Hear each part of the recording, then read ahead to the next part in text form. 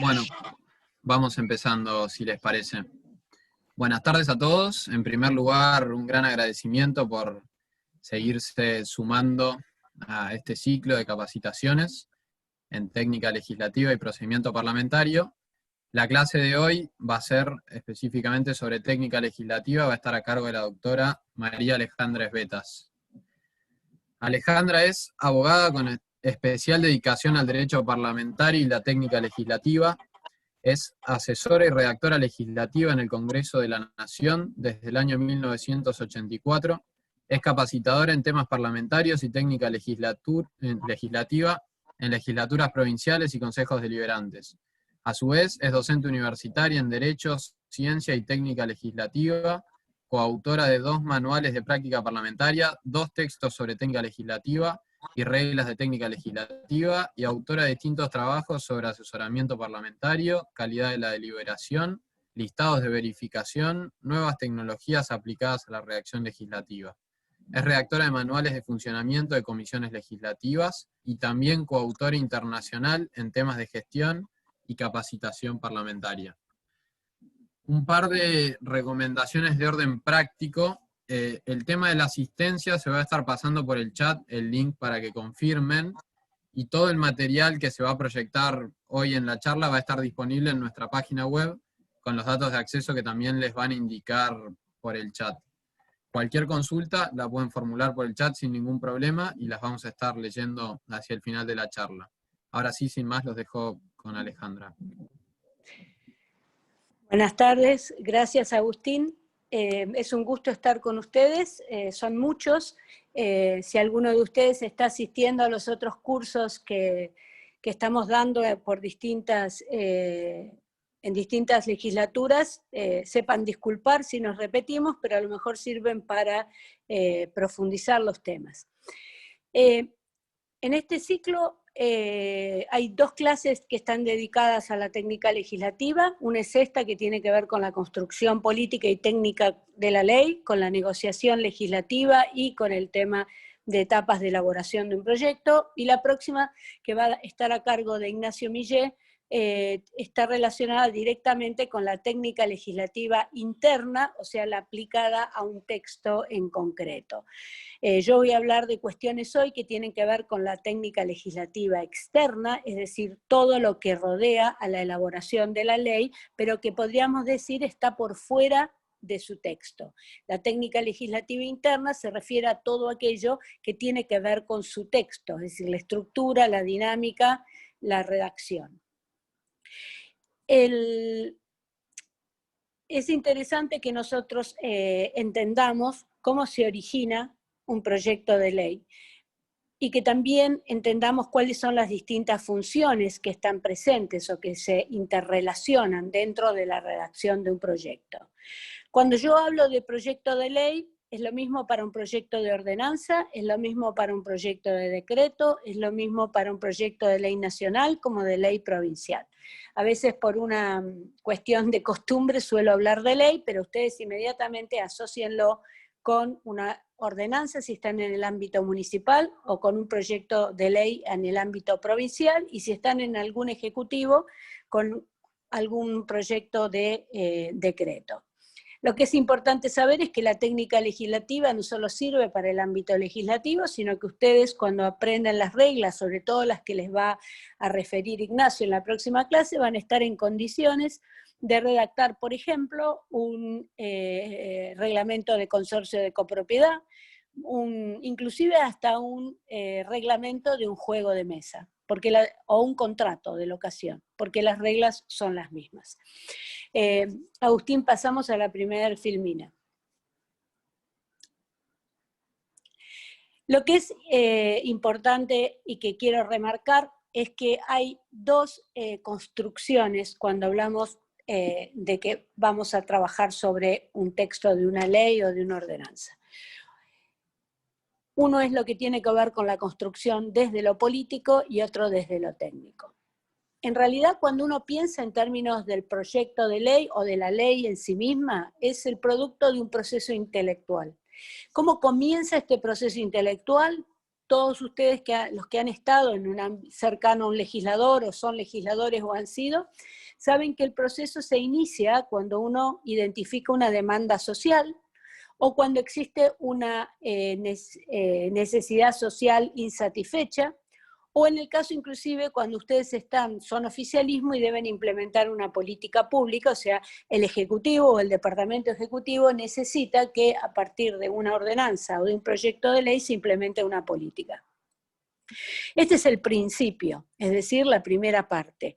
Luego va a continuar con el legislador, que va a tomar una decisión. Esa decisión que toma el legislador tiene que ver con que ha resuelto que tanto esa demanda social como esa necesidad social insatisfecha, o en el caso del Ejecutivo, esa política pública que quiere llevar adelante, solo se puede concretar si se modifica, se sustituye algún articulado, se deroga una legislación vigente o se crea nueva legislación. Ese es el momento donde se toma la decisión para poner en funcionamiento el proceso de formación y sanción de las leyes u ordenanzas, cuyo fin de este proceso va a ser la promulgación por parte del Ejecutivo y su publicación del texto, lo cual va a ser obligatoria para todos los ciudadanos. Esto quiere decir entonces que en este proceso, como les dije, se interrelacionan dos funciones, la política y la técnica. Y empecemos a pensar en términos ahora de la construcción política de la norma. Pasemos a la próxima diapositiva. Como les dije, la construcción política tiene que ver con interpretar una demanda, luego decidir presentar un proyecto, luego llevarlo al tratamiento en comisiones y por último acompañarlo en el plenario. Y si estamos en un órgano legislativo bicameral, continuará con el seguimiento que haremos del proyecto en la otra cámara. Interpretar una demanda es importante y vamos a ver después cuáles son los requisitos que necesito tener en cuenta antes de tomar la decisión de presentar el proyecto. La iniciativa legislativa, que en nuestro caso está en manos de los legisladores o del Ejecutivo, y en algunas provincias hay otros sujetos de iniciativa legislativa, es un acto de suma responsabilidad, porque se pone en funcionamiento el proceso de formación y sanción de las leyes. ¿Y por qué digo de suma responsabilidad? Porque desde el momento en que uno le promete al electorado que va a tratar de solucionar su tema a través de un proyecto de ordenanza o de ley que va a presentar, está generando expectativas. Si uno ya sabe al principio que no va a poder sancionar el proyecto porque está en minoría o porque es un tema que todavía no es ni oportuno ni conveniente tratarlo en el ámbito parlamentario, lo que va a haber generado es una expectativa que no va a poder cumplir. Y eso va a redundar en un perjuicio hacia la actividad propia como legislador, pero también va a denostar el funcionamiento del cuerpo. Por lo tanto, cuando uno va a presentar una iniciativa, tiene que tener en cuenta esto, y de último, si sabe que no lo va a poder lograr que se sancione, por lo menos tiene que advertirle a la ciudadanía que lo está haciendo a manera de poner en la mesa un tema, pero que sabe que posiblemente transcurra mucho tiempo antes de que esto se trate. El tratamiento en comisiones lo debe seguir justamente por esa responsabilidad. Si es autor del proyecto va a estar sentado ahí, si no es autor del proyecto va a ser invitado especialmente, si es un consejo chico va a poder participar, por supuesto, y luego va a hacerlo en el plenario en el carácter de autor de la iniciativa y con los derechos que en la mayoría de los reglamentos le da por el ser el autor. Lo interesante es ver acá que esa decisión política original que llevó adelante un legislador, la llamo individual, aunque hayan firmado el proyecto varios, porque en realidad es un solo momento y una sola decisión, que es presentar esa iniciativa.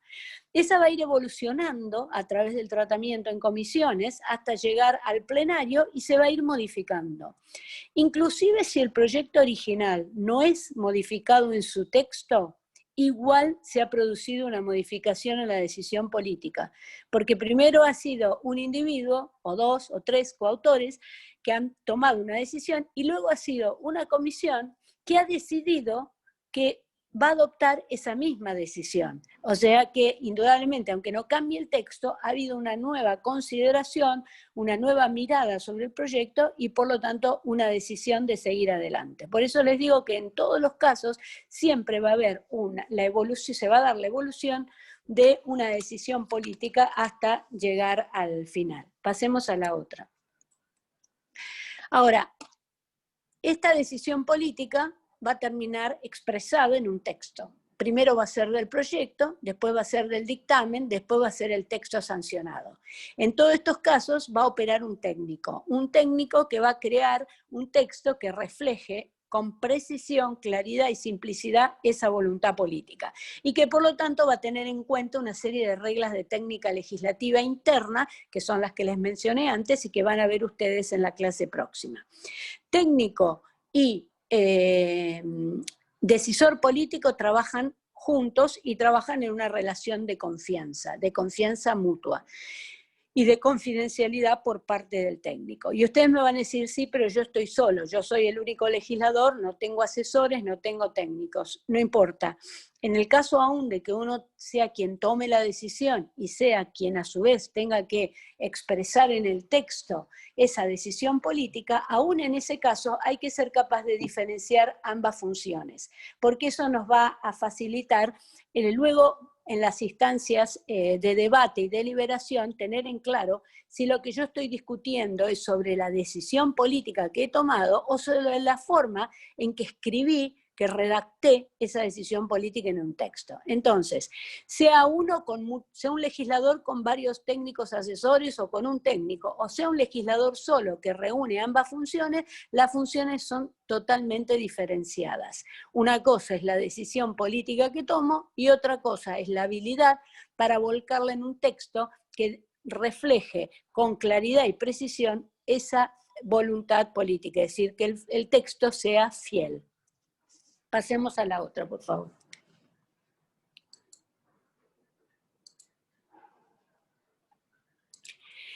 En ambos casos, tanto para la construcción técnica como la construcción política, necesitamos información actualizada y lo más completa posible y asesoramiento. La información actualizada y lo más completa posible es eso, lo más completa posible. Nunca va a ser toda la información que existe, por varias razones. Primero, porque es inabarcable, y segundo, porque nunca vamos a tener tiempo en el ámbito legislativo, por más que el debate se haga en varios meses, para lograr alcanzar toda la información que necesito.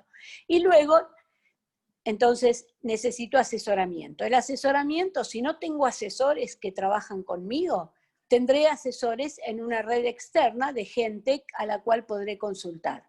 En nuestra experiencia en el ámbito parlamentario, tanto de QL como en la mía propia, que tiene unos años más que QL, hemos visto que existe una red de asesoramiento informal que nos permite poder avanzar con los proyectos, ya que nadie, y esto es así, aunque no me crean, nadie se niega a colaborar con el ámbito parlamentario. Nadie se niega a venir y ser convocado, a sentarse en una mesa, a conversar sobre un tema. Por eso, si no tenemos asesoramiento específico que nos dé el cuerpo, o no tenemos, no hay un secretario o alguien, un funcionario que nos ayude con esto, siempre va a haber una red de contención, y aparte no olvidemos que tenemos también el partido, y en el caso de ustedes tienen a QL. Así que siempre asesoramiento va a haber. En cuanto a la información actualizada y completa, quiero volver a comentar algo que siempre lo digo, no me quería olvidar, es que cuando yo empecé a redactar proyectos, esto de la información era un tema que me complicaba bastante, porque yo decía, yo quería estudiar, investigar y llevar adelante y buscar más antecedentes, y bueno, y no me daba el tiempo. Y entonces tuve la suerte una vez de haber leído algo que había escrito Colin Powell, que fue ministro de Defensa de los Estados Unidos y que es conocido. Colin Powell, en un libro de estrategia militar, dice que si uno tiene que tomar una decisión y tiene solo 40% de la información disponible, entonces si la toma es un irresponsable. Pero si tiene más del 70% de la información disponible, perdió la oportunidad de tomar la decisión. Entonces yo digo, bueno, ¿cómo uso esto? Y lo que se me ocurrió, y me sirve, y se los dejo por si lo quieren probar, es que necesito tener por lo menos toda la información que me ayude a explicar cada uno de los artículos. Si yo tengo antecedentes que me ayuden a explicar cada uno de los artículos, bueno, mi trabajo está bastante bien concluido. Pasemos a la otra. Bueno, nos vamos a referir ahora a la formación de la decisión política, esta decisión que parte de esta demanda articulada, a lo mejor, de una necesidad social insatisfecha que descubrimos, o de algún papelito que en alguna reunión nos puso un ciudadano, o de algún llamado de una ONG que nos pide que llevemos adelante un proceso de formación y sanción, presentemos un proyecto para su formación y sanción. Entonces, en algún momento nos pusimos a pensar cuáles eran los factores que concurrían en la toma de esa decisión política por parte del legislador. Y descubrimos que había factores personales que tenían que ver con conocimientos adquiridos, y luego eso era necesario sumarle información y asesoramiento. Vimos que había información y asesoramiento externo al cuerpo y también interno, y luego con el tiempo descubrimos que había recursos técnicos, nuevas tecnologías que nos permitían a nosotros, nos facilitaban esta etapa de toma de la decisión. Pasemos a la otra. Cuando un legislador va a decidir sobre una petición de proyecto, en realidad la decisión va a pasar por los carriles que les comentó. Primero va a haber una serie de cuestiones que va a tener en cuenta, que ni siquiera los va a pensar, sino que van a estar presentes ahí, son innatos. Es, por ejemplo, aquí están enumerados algunos, podría haber más, que tiene que ver con sus propias vivencias. No va a decidir igual un proyecto que tenga que ver con la interrupción voluntaria del embarazo, una persona que ha asistido a una escuela religiosa, católica, por ejemplo. No va a resolver de la misma manera un tema que tenga que ver con el estudio de determinada materia, una persona que tiene oficio y profesión o que ha tenido una actividad laboral importante o permanente ese tema. También va a tener en cuenta al momento de tomar la decisión qué es lo que conoce de su distrito, cuáles son las necesidades de su distrito, cuáles son los usos y costumbres de su región, cuáles son los valores. Va a tener en cuenta su propia valoración, su propia formación ética, su ideología, y sobre todo cuando tiene ya algún tiempo en el ejercicio de la función legislativa va a pesar mucho todo lo que tiene que ver con su experiencia parlamentaria. Pero claro, si el legislador se asentara en esto nada más para tomar la decisión, estaríamos entonces en una decisión de tipo individual, particular, que va a satisfacer intereses o motivaciones de solamente individuales, lo cual no es lo que corresponde. Entonces a esto le debe sumar algunos elementos más, como ser que el tema que les comenté antes de la información y el asesoramiento. Pasemos a la próxima. Sin embargo, me quiero detener, antes de pasar a la información y al asesoramiento, me adelanté sin querer, en algo que me parece a mí sumamente importante y que está relacionado con los factores personales y de conocimiento que tiene el legislador cuando se asoma a la toma de la decisión. Y es que el legislador va a decidir fundamentalmente también a partir de las propias percepciones que tiene de la situación. ¿Y qué es esto de las propias percepciones? Ahí en la filmina tienen, en la diapositiva tienen una explicación, pero me parece más fácil comentarlo con un ejemplo. Siempre tomo el mismo, pero se puede aplicar a numerosas situaciones. Por ejemplo, Blander, Richard y Grinder John cuentan acerca de un ejemplo donde había un papá y un niño que estaban en una carroza, en un desfile de carrozas con flores. Están los dos mirando el desfile. Cuando termina el desfile, el papá le dice, ¿viste qué hermosas las flores? Y el nene contesta, los camiones eran perfectos. Estuvieron los dos en el mismo lugar, al mismo tiempo, viendo lo mismo, pero la percepción de lo que era importante o central para ellos era diferente.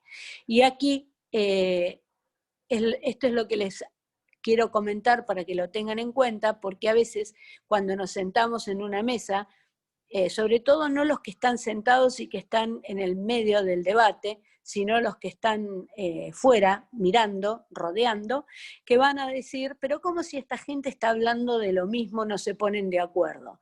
En realidad están hablando de lo mismo, pero lo están mirando desde ángulos diferentes. Los mediadores en estos temas dicen siempre que lo que hay que hacer es ponerse en el balcón. Si hay alguno de ustedes que ha estudiado mediación lo sabe, que es mirar desde arriba la situación para poder tener en cuenta todo lo que se está llevando adelante y las percepciones. Ahora, ¿por qué me detengo en contarles a ustedes cuáles son los elementos que va a tener en cuenta al momento de tomar la decisión, tanto los personales como sus percepciones? Porque después, más adelante, les voy a mostrar cómo esto está súper relacionado con la posibilidad de la negociación, y más aún de una negociación legislativa exitosa, por cuanto está en relación con lo que con lo que sería una estrategia para la negociación y sus tácticas conducentes. Ahora sí, pasemos al otro diapositiva, y ahora sí vuelvo a lo que había anticipado. Aparte de lo personal y las percepciones, aparecen factores que hay que tener en cuenta, que provienen de la información y del asesoramiento externo o interno. El externo es el que reciben desde afuera, es decir, el que reciben en todo momento, desde centros de estudio, universidades, grupos del partido, etc.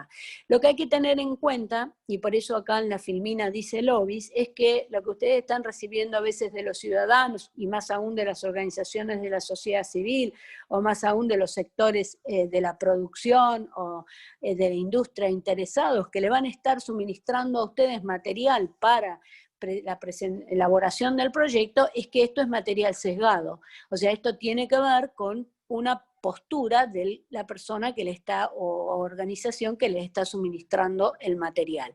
No está mal esto, porque ustedes pueden tomar toda esta información y luego utilizar la que vaya más, una vez que han tomado la decisión, utilizar la que sirva para ustedes. Es importante también, y eso lo decía siempre Kennedy, el presidente Kennedy, cuando le preguntaban cómo reaccionaba o cómo actuaba frente a los lobbies, y él le decía, yo escucho a todos porque después yo decido. Es decir, eso es lo que les quería transmitir. Ahora, hay un asesoramiento interno que en órganos legislativos de cierta envergadura ustedes lo pueden encontrar en una dirección de información parlamentaria, un centro de información, etcétera, un área, una dependencia, una dirección que se ocupe de suministrar información en igualdad de condiciones para todos, pero en definitiva, en los lugares que son más chicos, que no acceden a esto, una fuente de asesoramiento bastante importante es ese secretario del Consejo que está ahí desde hace mucho tiempo, que puede no ser profesional de ninguna materia en especial, pero sí conoce el funcionamiento parlamentario y sí conoce lo que ha pasado con los proyectos desde que él ha estado ahí. Si no tienen este secretario, bueno, siempre habrá que recurrir entonces a las fuentes externas, porque no vamos a tener este material, ya que me han contado que en muchos consejos los secretarios también se renuevan cuando se renuevan los miembros del consejo. Pasemos a la otra. Entonces, pasemos a la próxima. A los factores personales y al asesoramiento externo e interno le vamos a sumar el elemento que descubrimos con posterioridad, que son los recursos técnicos o listas de verificación. Las listas de verificación son los famosos checklists. Ustedes los pueden encontrar, digamos, originalmente nacieron con la aeronáutica, cuando el comandante del avión y el piloto se suben al avión, antes de partir, lo primero que hacen es sacan una carpeta enorme de la valija que llevan, y de ahí van chequeando uno por uno todas las preguntas, respondiendo a todas las preguntas que en esa carpeta están. Y eso le permite chequear el funcionamiento de todo. Esto se llevó al ámbito legislativo. Yo la primera vez que lo vi en los Estados Unidos, en el funcionamiento de las comisiones, Y cuando vi un checklist o lista de verificación del funcionamiento de las comisiones, que son preguntas que se van haciendo y que hay que responderlas para saber si estamos cumpliendo con todos los pasos, el primero decía, por ejemplo, ¿tiene usted la llave de la puerta? A mí me pareció una tontería, le pregunté, pero no es necesario poner si tiene la llave de la puerta, era la puerta a la sala de reunión de comisión. Y entonces lo que me explicaron, y ahí entendí la razón del checklist, es que no necesito tener tanta cosa en la cabeza, sino lo importante. Entonces, si yo tengo un checklist, voy eliminando todas las cuestiones que tendría que haber pensado y no ocupo espacio. Estos checklists ustedes los pueden encontrar, pasamos a la otra, ustedes los pueden encontrar en internet, van a ver que hay listados de verificación de todo tipo, que también se llaman reglas azules, reglas verdes, las azules son alemanas, las verdes son italianas y así. En la Argentina nosotros hicimos unas reglas naranjas, en la cual tuve el honor de participar junto a un equipo de gente, que no sé si por ahí están en internet también, que tienen que ver con técnica legislativa interna.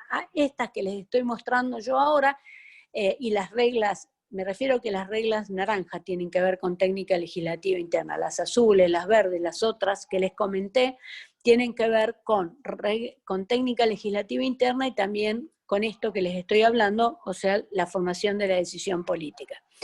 Ustedes se pueden sentar un día, tomarse un día y decir, bueno, voy a aprovechar la pandemia esta y la cuarentena y hacer su propio listado de verificación. ¿Por qué? Porque no pueden copiar exactamente uno, cualquiera, ya que puede ser un listado demasiado complejo o puede ser que no satisfaga las necesidades de ustedes. Yo sé que esto toma tiempo y que a veces es un poco engorroso, uno no tiene ganas de hacerlo, pero una vez que lo tiene hecho soluciona un montón de temas. Entonces, por ejemplo, supongamos para el tema de la toma de la decisión política, acá tendrían preguntas que se harían, por ejemplo, ¿es necesario legislar para dar la solución al problema? Esto es la pregunta central, porque a veces puede ser que la solución esté no en sacar una ordenanza o una ley, sino en hacer una gestión o moderar un conflicto desde lo político y no desde lo legislativo. Yo sé que ustedes me van a decir, sí, pero a nosotros nos piden que tengamos cantidad de proyectos para medir nuestra eficiencia. Bueno, que pida eso la prensa está mal, y que ustedes se vean sometidos a tener que cumplir con eso, a la larga no los beneficia. Los va a beneficiar más resolver conflictos y ser identificados por la resolución de conflictos y por hacer construcción de acuerdos, que por haber presentado 2.000 proyectos, de los cuales se sancionaron 3. Entonces, la primera pregunta, si es necesario legislar. Segunda pregunta, si interpreté correctamente la demanda y cuál es el problema planteado, porque si no, no voy a poder trabajar en el texto. Existen otras alternativas, es lo que les comenté antes. ¿Es preciso actuar ahora? A lo mejor sí es necesario dar solución al problema a través de una norma, pero no es ni oportuno ni conveniente hacerlo ahora. Eso tiene que ver con el análisis de los tiempos políticos. La pregunta también importante es, ¿qué ocurre si no resuelvo nada? Si uno se hace esta pregunta, es posible que pueda resolver las anteriores también. ¿Cuáles son las personas y sectores afectados? Esto es central.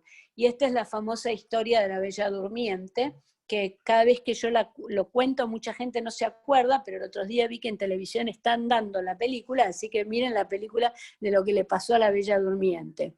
¿Qué le pasó? Que de las hadas, una no se invitó a su bautismo, y por lo tanto el hada que no fue invitada, que quedó fuera, fue el hada que produjo después, durmió a la princesa.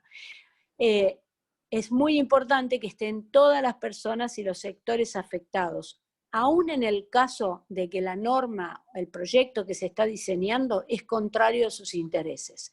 Porque es muy distinto tener una persona sentada ahí y explicarle cuáles son las razones de uno, a pesar de que esa persona no esté de acuerdo, que absolutamente ignorarla. Persona o sector o grupo, o colectivo, como decimos ahora. Y la pregunta otra central y muy importante es si es razonable la relación costo-beneficio. Es decir, y esto no tiene que ver solamente con lo económico, sino que también tiene que ver con el costo en materia de derechos humanos, el costo en materia de derechos de la propiedad, el costo en materia económica, por supuesto, que puede producir el proyecto que nosotros estamos haciendo. Este estudio de impacto nosotros no lo hacemos normalmente en los países donde hay organismos profesionalizados que se ocupan de esto. Los proyectos son analizados cuando se van a presentar o antes de su presentación. En los Estados Unidos son antes de su presentación cuando se solicita el análisis, y una decisión de este cuerpo sobre que el proyecto en términos de costos es muy alto hace que el legislador ni siquiera se anime a presentarlo. Lo único que tenemos nosotros en los reglamentos a nivel nacional y en algunas legislaturas provinciales es decir que en el caso de que el proyecto vaya a generar gastos, debemos tener necesariamente una norma, o por lo menos en los fundamentos explicar de dónde va a salir. Pero esto es mucho más amplio que solamente los costos económicos. Pasemos al otro. Entonces, tenemos que el legislador ha tomado la decisión, se ha nutrido para ello de elementos personales, sus propias percepciones, recursos de información y asesoramiento, pero nos cabe otra pregunta, o por lo menos me la hacía yo cuando escribí esto hace un tiempo, es decir, ¿cómo decide el legislador? Entonces, tenía una idea de cómo lo hacía respecto a sus ciudadanos o a sus representados, y por suerte encontré un texto de representación, un libro muy interesante de Hannah Pitkin, una licenciada en ciencia política americana que escribió un libro sobre representación, y ella analiza en particular la representación legislativa, y me pareció a mí que se adaptaba perfectamente a lo que yo veía o presenciaba en todos estos años como asesora. Y ella dice que en relación con los representados, el legislador va de un extremo al otro. Va del extremo de actuar como un legislador delegado o mandatario al extremo de actuar como un legislador independiente o fiduciario. Y entonces imagina una soga en uno de sus extremos, en el izquierdo, está el legislador delegado o mandatario. Es aquel que hace exactamente lo que le pide su representado.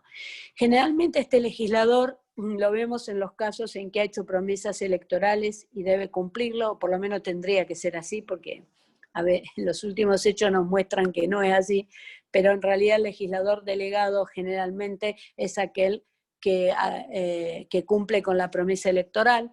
A veces cuando hay una iniciativa popular o cuando un proyecto se ha sometido a consulta popular vinculante, entonces él actúa exactamente como quiere su representado. O en el caso también, por ejemplo, en que se ha consultado a la gente por distintos sistemas y lo ha hecho él dentro de su distrito, porque se trata de cuestiones que tienen que ver con el distrito en sí mismo. Por ejemplo, una determinada producción, entonces va a actuar en favor de lo que desean sus representados, que son en este caso, por ejemplo, productores vitivinícolas. En esta soga imaginaria que les conté al principio, hacia la mitad de la soga ya no el legislador ya no actúa directamente llevando adelante lo que el ciudadano que representa le pide, sino que lo que hace es decide en lo que cree que es lo que su representado desea. Y por último, cuando llega a ser un legislador fiduciario independiente, que generalmente se dan los legisladores con mayor, experiencia, él va a decidir en lo que él cree que es mejor para su representado, que esto es diferente. Esto es, si nosotros lo tenemos en cuenta, por ahí podemos decir, bueno, pero siempre tendría que actuar en virtud de lo que el representado quiere. Y acá les cuento algo que tiene que ver con mi propia experiencia al haber estado frente a ONGs, en particular en el año que estuve a cargo de la Dirección Ejecutiva de Poder Ciudadano. que no todo el mundo quiere participar en el ámbito parlamentario, no todo el mundo quiere participar en la formación y sanción de las leyes. Y esto lo muestran también cuando ustedes ven los usuarios de los canales de diputados o el canal Senado o el C-SPAN en los Estados Unidos o en otros países. Hay siempre un público que le gusta y un público que lo sigue, pero la mayoría de la gente solo mira en algunas situaciones cuando le interesa. También se ve en todos los sistemas que se han inventado para que la gente participe, como por ejemplo el legislador virtual chileno, donde uno puede entrar y puede hasta votar en las comisiones y en el recinto como ciudadano común. Pero lo que pasa es que eso siempre lo sigue haciendo un grupo nada más. Y lo que aprendí yo en Poder Ciudadano es que la gente participa en distintos niveles. Alguien quiere participar en la cooperadora escolar, otro participa en el club de barrio, otro participa en un grupo de madres y otros participan en lo parlamentario. Entonces, cuando el legislador actúa en lo que él cree que es lo que le está pidiendo del ciudadano, en realidad está actuando porque su representado lo votó y le delegó ese poder de que lo haga. Y cuando ya va haciendo ya más al caso de cuando actúa en términos de ser independiente, lo hace en esos temas en los cuales, por ejemplo, el ciudadano ni siquiera le interesa participar, como ser, por ejemplo, una nueva regulación de los contratos de fideicomiso. Así que me parece que Hannah Pitkin lo tiene claro y que nosotros lo podemos adoptar perfectamente a lo que decimos, lo que vemos y hacemos en nuestros ámbitos legislativos. Ahora, ¿podemos pasar a la otra? La pregunta es ahora si nosotros a partir de todo esto podemos decir que podemos llegar a una decisión de calidad. Y creo que sí, que podemos hablar de una calidad en el proceso legislativo y por lo tanto una calidad en la decisión legislativa. Pasemos a la próxima. Y para medir la calidad de la decisión legislativa, aquí sigo a Fermín Pedro Bertone. Recomiendo muy especialmente a Fermín Pedro Bertone, sus artículos y demás, porque es una persona con muchísima experiencia en el ámbito parlamentario, ha sido director de uno de los, ha sido subdirector del Dirección de Información Parlamentaria, que es el órgano de asesoramiento más grande que tiene el Congreso de la Nación, y aparte no solo es un profesor que es el director de la Escuela de Posgrado de la UBA de elaboración de normas, pero lo que tiene es que escribe muy claro y tiene mucho conocimiento de la política. Entonces, para nosotros para todos los que abrevamos en este ámbito del derecho parlamentario y la técnica legislativa, este es el tipo de autores que tenemos que consultar, aquellos que también tienen experiencia política. Bueno, ¿qué dice Bertone?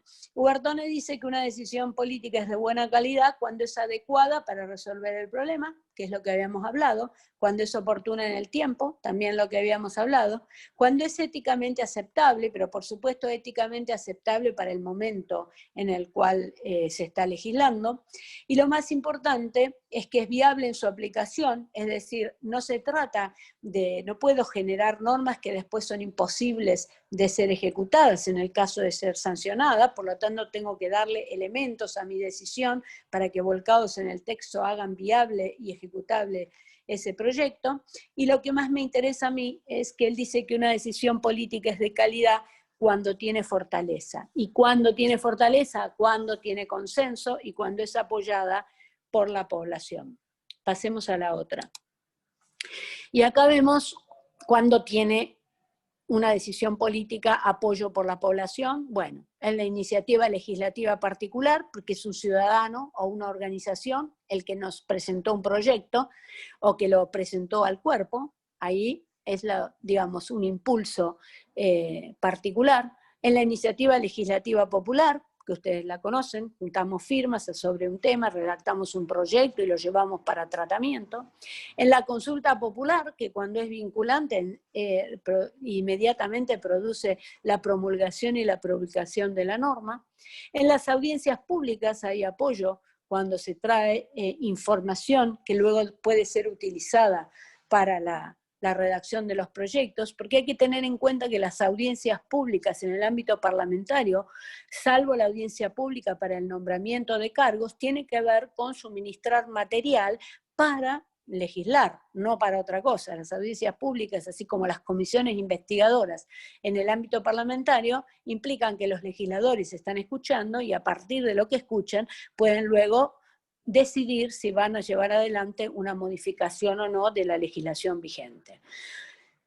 Una decisión política apoyada por la población es en el caso de que se lleva adelante un procedimiento de elaboración participada de normas. Esto está en un decreto del año 2003 del gobierno de doctor Kirchner, que establece la posibilidad, fue redactado por en ese momento el licenciado Llanarte, en jefatura de gabinete de ministros, que lo que tiene que ver es con la posibilidad de que el Ejecutivo presenta un proyecto y lo pone a consideración de la ciudadanía para que la ciudadanía le haga las observaciones, después reúne las observaciones y luego lo decide presentarlo. Esto se lleva a cabo también, se ha llevado a cabo por algunos de los legisladores de Juntos por el Cambio, particularmente poniendo en sistemas en internet los proyectos para que después se lleven adelante, y durante la presidencia del doctor Monzó, también en el caso de Michetti, la licenciada Michetti en la Cámara de Senadores, se llevó adelante a través de la consulta que se hacía de los proyectos presentados en internet, y que de esa manera la gente podía opinar.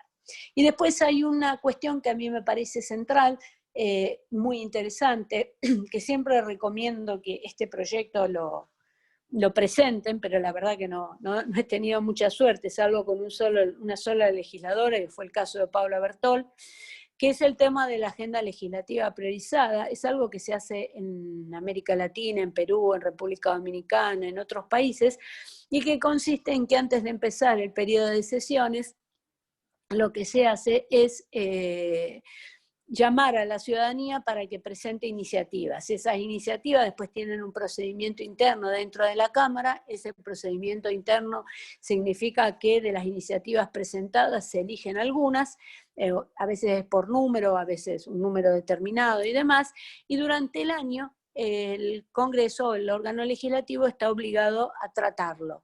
No a sancionarlo, pero así a tratarlo. Entonces, al principio de año, del principio de las sesiones ordinarias, se cuenta ya con una agenda que tiene consenso o que está apoyada por la población. Si quieren buscar este proyecto, se lo podemos mandar desde Cuele, pero hay uno que presentó la diputada Paula Bertol hace un tiempo ya. Nunca fue sancionado, por supuesto. Pasemos a lo otro. Hasta acá llegamos a todo lo que tiene que ver con la decisión política. Nos queda ver qué es lo que hace el técnico. Este técnico, que es una persona, como les dije, que trabaja con el legislador, o puede ser que se trate del mismo legislador. Ya tiene la decisión política, tiene todos estos elementos, ahora tiene que lograr volcarlo en un texto. Y para eso debe respetar esa decisión, debe ser fiel a esa decisión, pero también tiene que tener en cuenta el destinatario final. No se redacta igual una norma que la va a leer la ciudadanía común, por ejemplo, una norma que tiene que ver con un régimen de vacunación obligatoria, que una norma que tiene que ver con el tema, por ejemplo, financiero o económico, que la van a leer expertos. Es decir, en esta se puede permitir el lujo de más tecnicismos, que en la otra tiene que tener otro tipo de lenguaje que permita llegar al ciudadano común para que la entienda y la pueda hacer propia. El texto tiene que ser preciso, claro y conciso. Ya van a ver en técnica legislativa que no puede tener más normas que las que tiene que tener, pero tampoco menos, y por eso se tiene que guiar por reglas de técnica legislativa interna. Pasemos. Ahora, este técnico, supongamos que sea una persona diferente del legislador, y si es el caso del legislador, también lo tendría que tener en cuenta, necesita tener algo que es central y que esté relacionado con la cantidad de información que puede recabar y que les conté antes. No es este técnico, o el legislador, si está haciendo las veces de técnico, no puede saber de todos los temas, es imposible. Y menos, no tendría ni tiempo ni posibilidad de hacerlo. Lo que tiene que adquirir es una habilidad que fue definida por un técnico legislativo americano, Reed Dickerson, que dice que consiste en extraer el conocimiento del experto en su parte sustancial. Es decir, a partir del asesor, a partir del antecedente que tengo, que estoy leyendo, tengo que poder extraer cuál es el conocimiento que voy a necesitar para mi decisión política en lo que sea sustancial. Por supuesto que para llegar a esto tengo que tener cierta capacidad de investigación, pero esta capacidad de investigación, justamente por la urgencia que tengo que trabajar y por la imposibilidad de acceder a toda la información en materia de tiempo, tengo que tener una capacidad de selección y de procesar los antecedentes. Y a su vez, pasemos al otro, lo más importante, del técnico legislativo se requiere trabajar en equipo y lo más importante, la humildad para aceptar las revisiones. Esto quiere decir que el proyecto puede ser que tengamos que redactarlo más de 1000 veces. Y en todas las veces que lo estamos redactando, tenemos que tener la humildad suficiente como para no enojarnos, porque en el caso de que el técnico no es el legislador, el técnico no toma decisiones, el técnico solo ofrece las distintas alternativas para la redacción y decide el legislador. Si el legislador insiste sobre cuestiones en las cuales el técnico ha aconsejado o ha encontrado antecedentes que no son, digamos, que no van en la línea de lo que piensa el legislador, sin embargo debe primar la decisión del legislador. Bueno, hasta aquí llegamos con un esbozo de lo que es la construcción técnica y política de la ley. No sé si quieren abrir ahora, hacer un impasse para preguntas y después pasamos a lo que es la negociación legislativa, o me dicen ustedes cómo quieren seguir.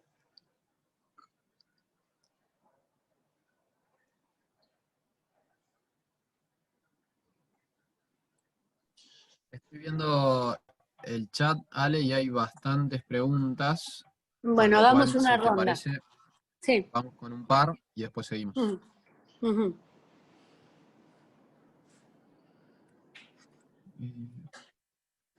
Perdón, es que está muy lleno de cosas el chat, pero como veo también varias preguntas prácticas, les recuerdo, la asistencia se toma por el link que enviaron por el chat y todo el material va a estar subido a nuestra página con los datos de acceso que también se enviaron por el chat. Acá Natalia Ramírez del Calafate dice: nos sucede en el Consejo Deliberante que las ordenanzas, resoluciones quedan aprobadas sin los considerandos expuestos, por lo que después no se saben los fundamentos. Si queremos que quede algo, tenemos que repetir en el articulado. Bueno, Natalia, este es un tema súper complicado, porque tampoco quedan los fundamentos en los proyectos de ley en el Congreso Nacional y en las legislaturas. Es cierto que hay algunos consejos que aprueban los considerandos y los vistos, lo cual te permitiría tener los fundamentos, como vos decís, del texto aprobado junto con el texto, pero esto a su vez puede tener esto que vos comentás como algo positivo, pero también puede ser negativo en cuanto entorpezca, obstaculice la sanción del proyecto, ya que dos personas podrían querer sancionar el mismo texto dispositivo, pero no estar de acuerdo en las razones que se esgrimen en los fundamentos. De todas maneras, a lo largo de todo el proceso dentro del Consejo tendría que quedar registro de todos los debates y las deliberaciones que están teniendo lugar. Y eso permitiría tener cuáles son los fundamentos, que en realidad cuando ya está sancionado sería algo así como el espíritu de la ley o de la ordenanza. O sea que tendríamos que poder contar con eso, aunque no estuviera sancionado, si se respetan registros en cada una de las etapas, en comisión y en el recinto. ¿Otra? Bien.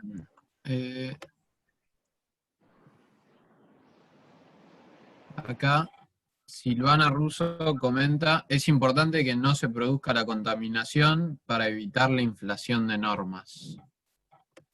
Sí, es sumamente importante, por eso es importante también el tema de los digestos, daría para toda una charla y una reunión.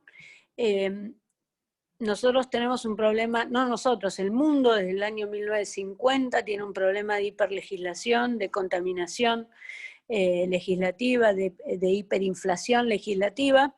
Hay distintas posiciones al respecto, están quienes, sobre todo los españoles, han trabajado mucho sobre el tema de mejorar la técnica legislativa. Otros sostienen que no solo hay que mejorar la técnica legislativa, sino que hay que revalorizar el texto legal, tanto se trate de la ley o de la ordenanza, darle el valor que supieron tener en la época de la Revolución Francesa, es decir, que realmente sean ley y sean obligatorias. Yo en lo que sí pienso es que hay que tener pocas leyes, menos de las que tenemos, que hacer digestos es central, en los consejos deliberantes es una obligación absoluta porque encima no hay ni siquiera digitalización, y a nivel nacional nos evitaría muchos problemas si el digesto que está aprobado al año 2013 lo continuáramos hasta el día de hoy. Sí. Acá Ana Arias consulta. Una vez presentado el proyecto de ordenanza, también hay que tener en cuenta su discusión en las comisiones, con lo cual también hay que tener esa humildad y la cintura para la negociación política a fin de lograr el beneficio para la mejor devolución al sector que inició la demanda del mismo. Concuerdo absolutamente, absolutamente. Hay que saber negociar y negociar con tolerancia y respeto, sí. Y a veces con una estrategia que nos permita alcanzar nuestro fin de manera creativa e ingeniosa. Alguien me contó el otro día que quería pasar una ordenanza y no podía, entonces se la dio a un miembro de la oposición que estaba de acuerdo y el miembro de la oposición la sacó. Me pareció brillante. Bien, una última. Silvana Russo pregunta, ¿qué sucede cuando el legislador es ajeno a la comisión? ¿Cómo puede hacer para participar en el debate? En realidad los reglamentos a nivel nacional y en muchas legislaturas establecen que el autor del proyecto debe ser especialmente invitado a la reunión de comisión. En los casos en que eso no esté estipulado en el órgano legislativo al cual perteneces, hay que también pensar que es un principio de derecho parlamentario el que todos sean oídos y que todos tengan libertad de expresión y participar y ser anoticiados de todo lo que ocurre en el Parlamento. Entonces yo creo que a veces cuando las normas no están expresamente dispuestas, lo que hay que hacer es recurrir a los principios y sobre la base de los principios resolver este tipo de conflictos. Nadie podría negarle a un legislador que estuviera presente en una reunión de comisión, máxime si es el autor, por supuesto se le puede negar el voto, eso es claro, pero no el hecho de la participación. Bueno, no tengo muchas más preguntas. Aprovecho y también comento que ahí se envió por el chat el link del canal de YouTube de la escuela donde están subidas todas las clases de este ciclo y de los demás, de capacitaciones. Para todas las preguntas que se le ocurran a partir de ahora o que a lo mejor no llegamos a leerlas, ustedes si son, digamos, como pueden escribir a plataformaql@gmail.com y nosotros se las contestamos. Siempre las leemos y siempre las contestamos, a lo mejor tardamos un poquito porque las estamos pensando y queremos darle la mejor respuesta, pero siempre se las vamos a responder. O pueden llamarnos por teléfono, llamarnos a alguno de nosotros, los chicos le pueden pasar mi celular. Bueno, pasemos al otro. Vamos a seguir con lo que sigue. Y después paramos otro ratito.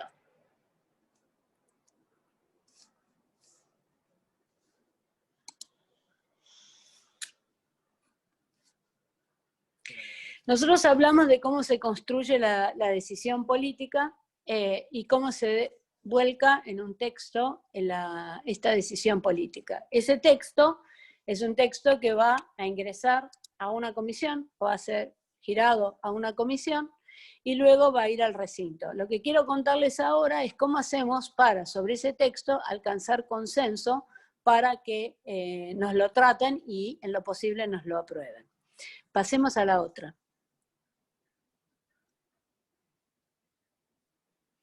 Bueno, pasamos, Agus. Tenemos un delay, entonces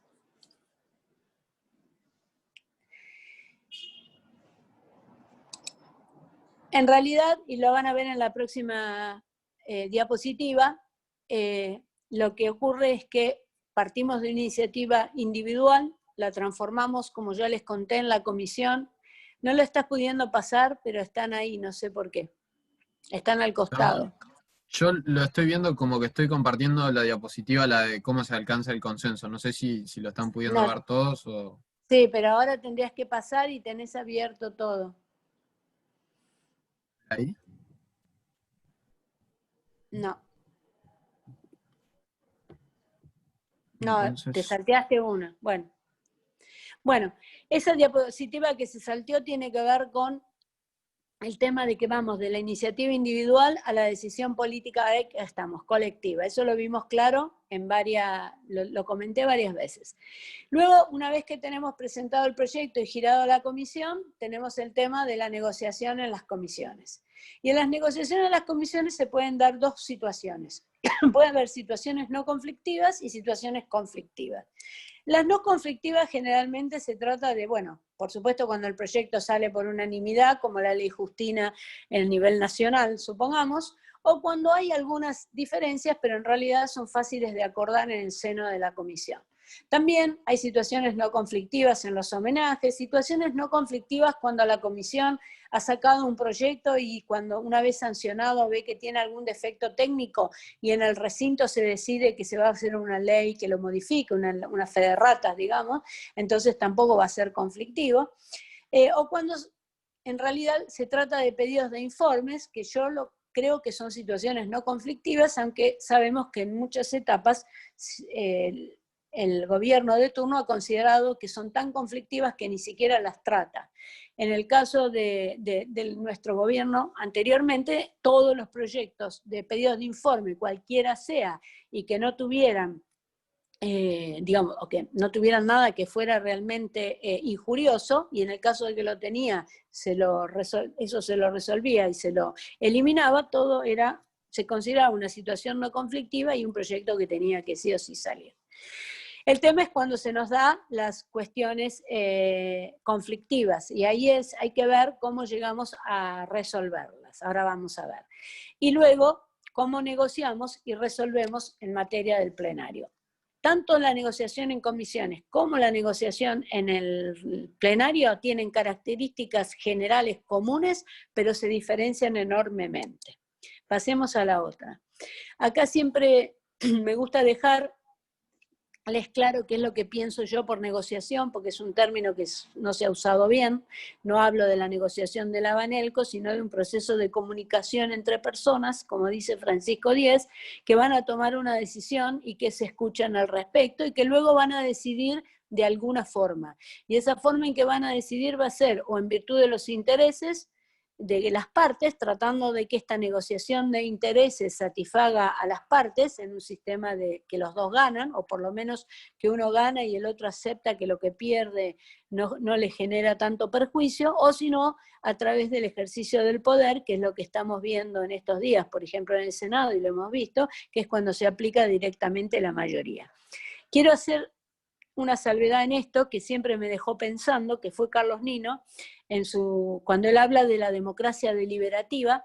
Carlos Nino dice que de última, cuando una asamblea vota, en realidad lo está haciendo porque le fracasaron todas las otras posibilidades anteriores de un acuerdo para llegar a la unanimidad, pero que en realidad sí está trabajando sobre la base de acuerdos, porque hubo un acuerdo en algún momento cuando se establecieron las normas de la Constitución o las normas de la Asamblea, que decía que todos aceptamos que en el caso que no tengamos acuerdo, la decisión se toma por el voto. Me parece interesante para pensarlo, aunque es preferible que los acuerdos se construyan y no se impongan. Pasemos a la otra. Como les contaba, la negociación legislativa, entendida como lo dice Díez, tiene lugar en distintos lugares, en la comisión, en el bloque, en el plenario, en la comisión de labor parlamentaria si la hay, en el pasillo, en cualquier lugar donde los legisladores se encuentran. Ahora, cuando uno negocia legislativamente, negocia desde otro lugar, no negocia igual que negocia en lo privado. ¿Por qué? En principio, por lo que dijimos antes, que los legisladores representan a la gente, entonces están actuando como representantes, no negocian en nombre propio, sino en nombre de otro. Y aparte, que cuando negocian en nombre de otros, lo tienen que hacer en interés común. Ya esto hace que la negociación legislativa sea absolutamente diferente a la negociación privada. Está sujeto a reglas que tenemos en las normas constitucionales, a veces en leyes y fundamentalmente en los reglamentos. Es una negociación que se realiza a través de un proceso. Ustedes vieron procedimiento parlamentario, creo. Bueno, esa secuencia de actos que no tienen plazo, generalmente, y que van permitiendo que esa decisión legislativa vaya evolucionando y a través de sucesivas etapas se vaya negociando para alcanzar una decisión en común. Y por último, lo que les comenté al principio, que en esta negociación se puede resolver por quien tiene el derecho o el poder, es decir, quien tiene el número, o si no, conciliando intereses de las partes. Pasemos a la otra. Cuando me refería a que no es lo mismo negociar en una comisión que en el Pleno, tiene que ver con esto. En el Pleno se resuelven los conflictos por el ejercicio del poder, por el voto. Cuando nosotros llegamos al Pleno o al plenario, generalmente sabemos ya cómo va a salir la norma. Es muy difícil que algo nos sorprenda.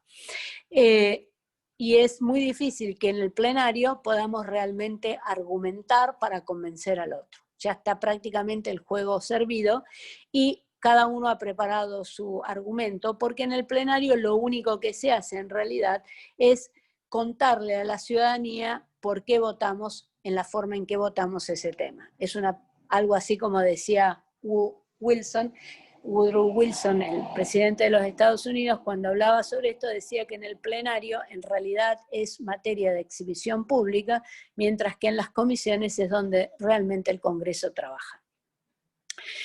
Si en las comisiones realmente el Congreso trabaja, y que es lo que sabemos todos y por lo menos que hemos vivido todos, vemos que en las comisiones hay posibilidad de algo que se llama la deliberación democrática. Es decir, no se trata exactamente, para los que hayan leído la democracia deliberativa, sino un método democrático de deliberar.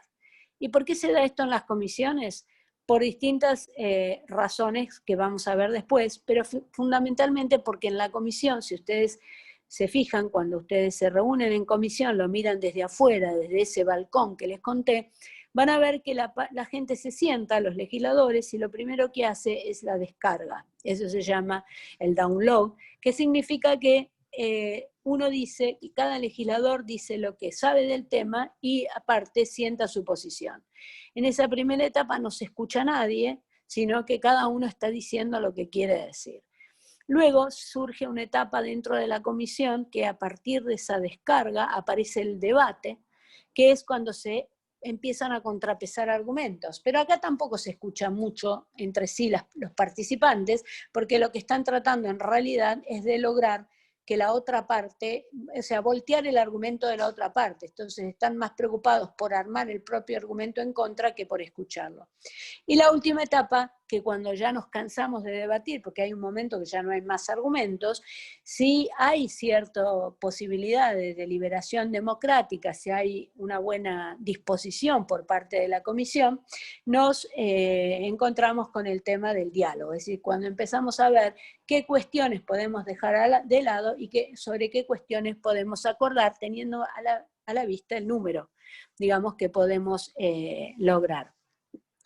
Ahora, ustedes me dicen, bueno, pero nos está explicando todo esto en una época donde ninguna de estas cuestiones se dan. Lo que pasa es que lo explico porque se tienen que dar y porque también, y eso se los conté al principio cuando hablábamos de la construcción de la decisión política, es muy importante tener en cuenta todas estas cuestiones para definir la estrategia, para definir de qué manera vamos a llegar, para saber si no tengo que agotarme porque está en el momento de descarga, para saber si ahora viene el debate y los argumentos y saber cuándo realmente utilizar todas mis fuerzas y los elementos que tengo para negociar. Esto que les estoy contando se da siempre, lo he visto en miles de reuniones de comisión, a las cuales he asistido durante toda mi vida parlamentaria, en el ámbito parlamentario, y aunque sea que la reunión, que el tema se saque en una sola reunión o que lleve meses sacarlo, estas etapas absolutamente se dan. No hay vuelta. Ahora puede ser que la del diálogo no se llegue en realidad, pero siempre va a haber un sector que lo va a intentar. Pasemos a la otra. Ahora, ¿por qué se puede deliberar democráticamente en las comisiones? Porque las comisiones tienen algunas reglas que hacen a los presupuestos mínimos de lo que la teoría ha denominado la deliberación democrática. Estas cuestiones son que en las comisiones hay reglas previas, es decir, uno va a la reunión de comisión, sabe cómo la reunión se va a llevar adelante porque conoce el reglamento de la Cámara o porque la comisión tiene un reglamento, o si no tiene reglamento, conoce los usos y costumbres de la comisión, es decir, que sabe a qué se expone en materia procedimental. Hay libertad de expresión en las comisiones porque no es como en el recinto, no hay límite al uso de la palabra, no hay orden en el uso de la palabra, el debate es más ameno, es más abierto. Hay una agenda porque todos nos notifican de qué temas se van a tratar y cuando nos notifican de qué temas se van a tratar, nos podemos preparar porque sabemos que vamos a buscar los argumentos, los fundamentos, lo que sea necesario para poder debatir esos temas. Hay información que se supone que tiene que haber sido distribuida en igualdad de condiciones a todos los legisladores. Hay o tendría que haber, porque sé que en algunos casos la información se oculta. Puede haber participación ciudadana, porque podemos invitar a la gente a estar en las reuniones de comisión, a los ciudadanos, a las organizaciones, a los expertos. Por supuesto, participe el autor del proyecto, aunque no sea miembro. Y hay una deliberación razonada porque hay argumentos. En principio es lo ideal, tendría que haber argumentos por las partes. Y eso nos llevaría a un acuerdo. Es decir, que más o menos en el ámbito de una comisión estaríamos en condiciones de tener una deliberación de tipo democrática. En realidad, en la negociación se va desde la posibilidad de tener una deliberación democrática absoluta en todo el proceso a situaciones intermedias y hasta la imposición del número. Es decir, hay todo un abanico. Pasemos a la otra. Gerardo Le Chevalier, que es un politólogo fallecido americano que trabajó para el Instituto Nacional el National Democratic Institute del Partido Demócrata, elaboró una serie de recomendaciones para la negociación eficaz en el ejercicio de los partidos políticos y que a mí me pareció que se podía utilizar perfectamente para la negociación en el ámbito parlamentario. Lo primero que hay que hacer es preparar el contexto de la negociación. Eso quiere decir que nosotros tenemos que estar, cuando vamos a negociar, cuando nos vamos a sentar en la comisión, tenemos que estar absolutamente preparados para hacerlo, y eso significa tener todos los antecedentes que hayamos podido conseguir, conocer perfectamente el texto sobre el cual vamos a debatir, tener la información que podemos obtener de la ciudadanía o de los grupos de interés y demás, pero también tener información acerca de quiénes están sentados con nosotros a la mesa de la negociación. Tenemos que saber quiénes podrán ser nuestros aliados en el tema, quiénes podrán ser nuestros adversarios en la cuestión, quiénes tienen posición formada, quiénes no la tienen. Es decir, algo así como cuando ven las películas de los americanas, las series, y ven que ponen todos esos papelitos en el pizarrón. Bueno, hay que poner todos esos papelitos sobre el proyecto y la negociación en el pizarrón para saber quién es quién. Hay que seleccionar la estrategia de la negociación. Por eso les contaba antes en el tema de que hay que conocer cómo construye la decisión política los legisladores y de qué manera perciben la realidad, porque eso nos va a permitir determinar cuál va a ser la estrategia y las tácticas que vamos a usar para negociar. Siempre pongo de ejemplo la aprobación de la ley de control de tabaco, que se le puso ese nombre porque en realidad, estratégicamente, porque en realidad era prohibición de fumar en espacios cerrados, cuando se hizo toda la estrategia para determinar quiénes eran los legisladores que fumaban y los que no fumaban, quiénes eran los legisladores que, digamos, que tenían, digamos, representación de provincias que eran tabacaleras. Todo eso se tuvo que ver para definir la estrategia de la negociación. Otro caso de estrategia, por ejemplo, es la que les comenté de la concejal que decidió darle el proyecto a un oponente. Otro caso también lo vi en el caso, por ejemplo, una ley que salió sobre la fabricación de autos artesanales, que la legisladora que la propuso, la diputada Bertol, creyó que siendo mujer no iba a tener la posibilidad de llevar adelante un proyecto de eso, entonces eligió un hombre, y un hombre que le gustan los autos, que es el licenciado Amadeo, quien llevó adelante el proyecto y pudo negociar desde su conocimiento y profesión el proyecto. Si todas estas cuestiones son estratégicas. La ética de la negociación hay que tenerla en cuenta porque cuando uno se sienta en una mesa tiene que saber quiénes son los legisladores con los cuales uno va a negociar desde el punto de vista ético. Ustedes saben que no es lo mismo negociar con un diputado como Tailade que negociar con una diputada como Carrió o negociar con un senador como Pinedo. Hay que saber cuál es la ética que llevan cada uno adelante, si llevan, algunos llevan adelante trucos, otros mienten, otros utilizan se ejercitan en legislador bueno y legislador malo dentro del bloque. Por lo tanto, la ética en la negociación es central. Nosotros somos conscientes de nuestra ética, pero lo que tenemos que estar mirando para negociar de qué manera se están manejando los otros. El otro tema es la metodología. Es preferible siempre, no sé, uno puede definir cuál es la metodología para esa negociación, pero siempre es más sencillo poder negociar desde lo general y, por ejemplo, primero quitar todos los elementos en los cuales estamos de acuerdo o casi de acuerdo y referir la metodología solo a la negociación de los temas conflictivos. Aquí es muy interesante para los que estamos muchas veces en la oposición ser los que hacemos el cuadro comparativo, donde mechamos los distintos proyectos y les separamos y le mostramos a nuestros adversarios que en realidad muchos proyectos son iguales en muchos temas y que son pocas las cuestiones a debatir. Yo sé que hacer los cuadros comparativos y todo eso lleva tiempo, pero el que pone el cuadro comparativo o el primer informe sobre la mesa que le facilita a los demás el trabajo, está ganando ya unos pasos muy importantes en el tema de la negociación. Y luego consolidar el proceso de la negociación que tiene que ver con la registración y con todo lo que tiene que ver con escucharse. Pasemos a lo otro. Y acá en la otra filmina hay algunas cuestiones, estas son de William Ury, que es un facilitador de consensos que trabaja con el Partido Demócrata y el Partido Republicano cada vez que hay recambios de renovaciones de cámara, y las estrategias del proceso de comunicación tiene que ver con escuchar atentamente. Muchas veces nos enojamos o perdemos posibilidades de negociar porque no escuchamos lo que nos están diciendo o porque nuestras percepciones nos impiden escuchar lo que están diciendo.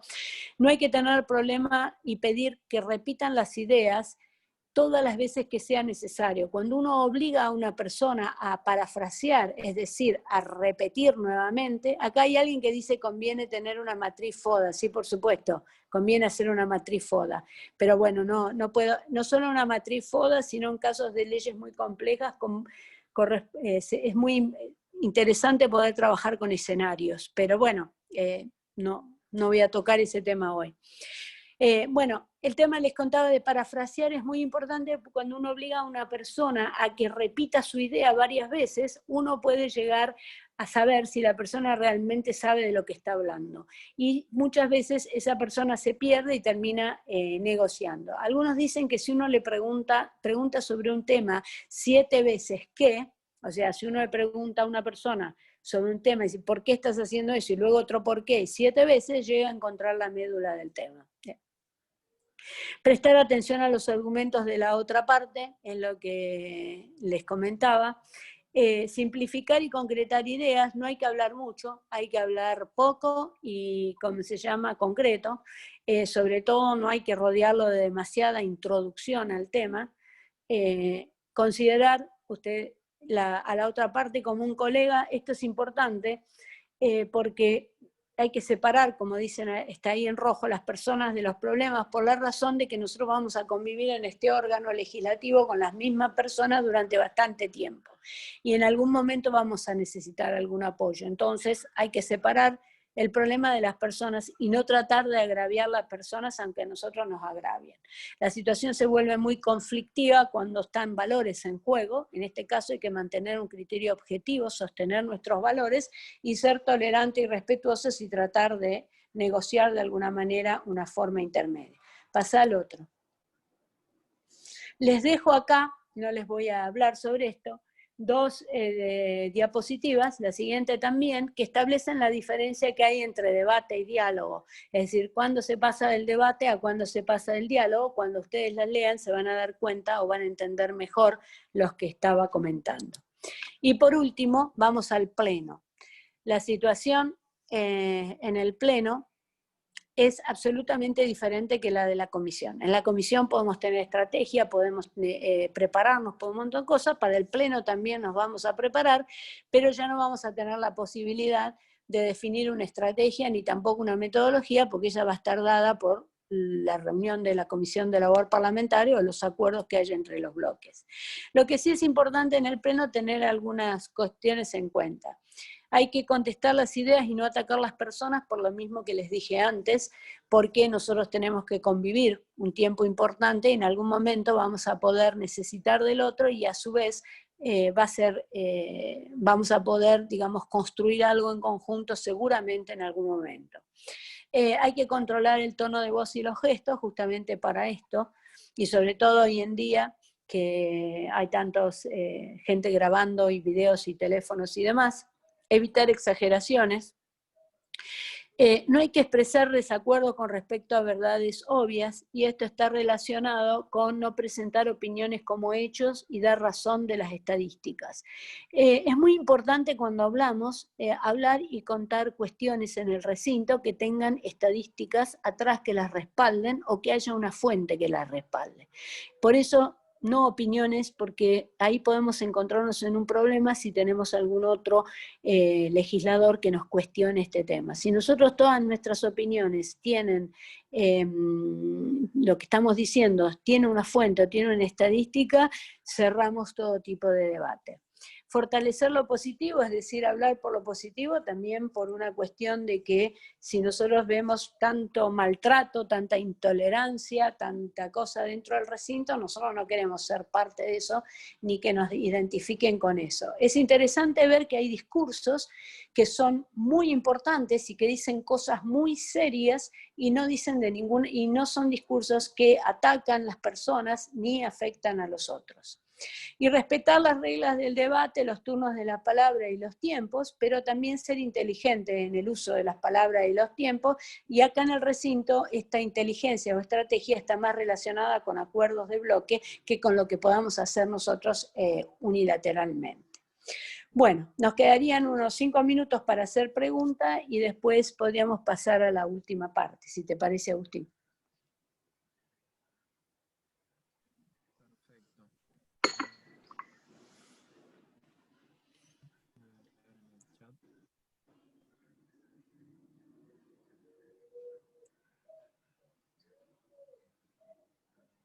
Perdón, y como comentario, porque veo varios chats por privado, realmente es impresionante la cantidad de mensajes que nos están llegando. Si no llego a leer o a contestar alguno y me quieren escribir, creo que la mayoría tiene mi teléfono, nos pueden mandar un mail, ningún problema, pero es muy grande la cantidad de mensajes, así que por si no llegamos a contestarlo. Acá, Natalia Ramírez, que fue quien consultó sobre el tema de los fundamentos anteriormente, comenta: hemos pedido expediente de algunas para saber cómo se llegó a tal decisión, perdón, de algunas ordenanzas o resoluciones para saber cómo se llegó a tal decisión, pero nos dice la secretaria general que no tienen contenido, lo que no me parece cierto. Entiendo que debería incluirse el proyecto, el pedido de la gente si lo hubo, todo lo relacionado a esa decisión. ¿Es correcto que siga insistiendo en acceder a ellos?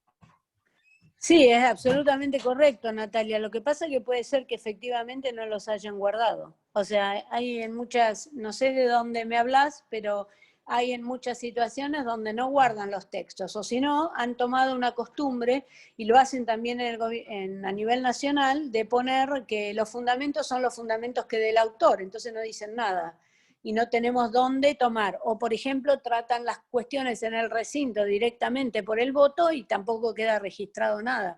Por eso hay que ser digamos, hay que ser exigentes en cuanto a los vistos y los considerandos de las ordenanzas, y si no van a quedar en la sanción, por lo menos tienen que estar registrados en algún lado con la ordenanza, con el proyecto de ordenanza, y después hay que registrar lo que decidió la comisión, y después hay que registrar lo que se dice en el recinto. Acá veo que alguien dice, ¿está bien no registrar? No, no está bien no registrar, porque en realidad toda la actividad que realice el órgano legislativo es actividad pública. Si no registramos, ¿cómo se entera la gente o cómo se entera el otro legislador? Todo debe ser registrado. ¿Cómo registramos? Bueno, primero el proyecto. El proyecto ingresa, tiene sus vistos y considerandos, y si es un proyecto, tiene sus fundamentos. La ley de transparencia a nivel nacional dice que los proyectos deben estar a disposición en un sitio web para que la gente los vea. Por lo tanto, ya tenemos un primer nivel de registro. La mesa de entradas lo tiene que registrar, lo tiene que anotar en un libro de acta y tiene que guardar copias, y tendría que digitalizarla. Cuando lo manda a la comisión, otra vez hay registro de esa ordenanza. Cuando la comisión hace sus reuniones, tiene que levantar actas. En las actas tiene que registrar lo que pasó durante la reunión, no solo 3 palabras. Tiene que por lo menos asentar las principales cuestiones. Si tenemos la comisión y la pudimos grabar, también eso es un registro. Si tenemos taquígrafos, más aún. Y después en el recinto también, la sesión es pública, tendría que ser transmitida, tendría que ser registrada por taquígrafo o registrada por algún tipo de videograbación. Sí, todas las etapas tienen que ser registradas. Eso hace a una deliberación razonada. Acá tengo dos a medio camino entre pregunta y comentarios que están relacionadas entre sí. Por un lado, Bimba Melgarejo dice, también es muy importante estar dispuestos a las concesiones, y por el otro, Claudia Cuevas dice, sin dudas hay que tener una manera de actuar conciliadora para la buena convivencia. Exactamente, las dos cosas es lo que hablamos. Las concesiones tienen que ver con lograr algo en la que todos ganemos, digamos, en lo posible. O por lo menos, a veces uno presenta un proyecto o una iniciativa de ordenanza sabiendo que no lo va a lograr sacar todo, que en realidad va a lograr, y está incorporando una serie de cuestiones para la negociación. Estos días inclusive yo escuché que la famosa cláusula Parrilli, por ejemplo, fue incorporada para la negociación. O sea, no es algo tan tirado de los pelos, es decir, en el momento, bueno, decir, bueno, está bien, esto es lo que nosotros realmente queríamos sacar, pero para concederlo sacamos. Puede ser que se hagan cuestiones así. Bueno.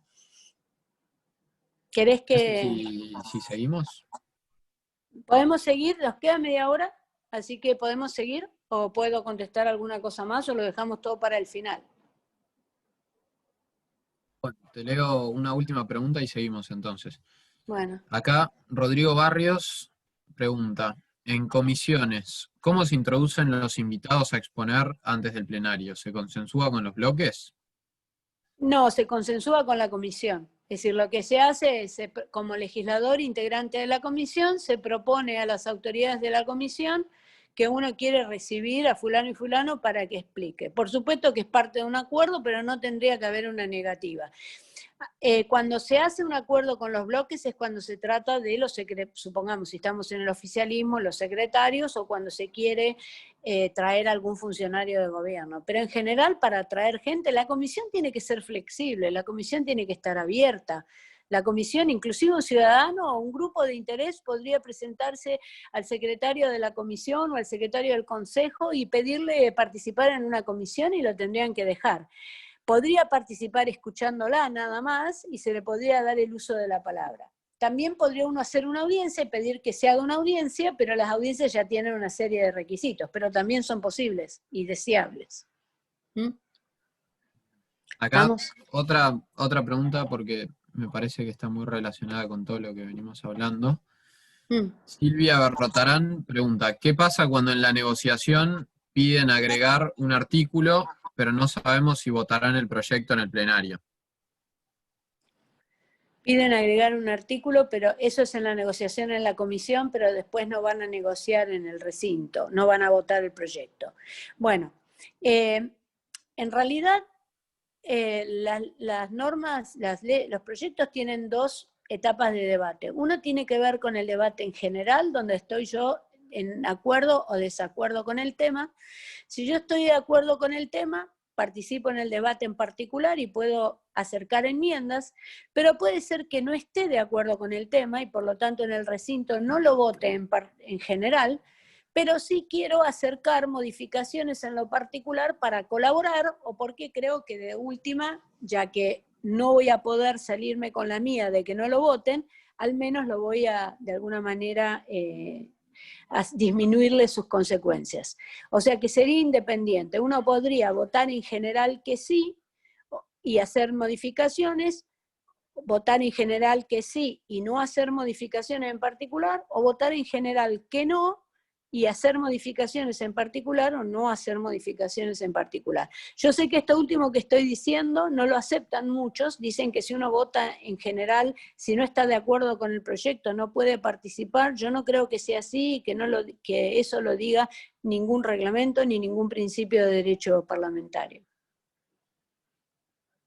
Bueno, si te parece pasamos a ver la tercera parte.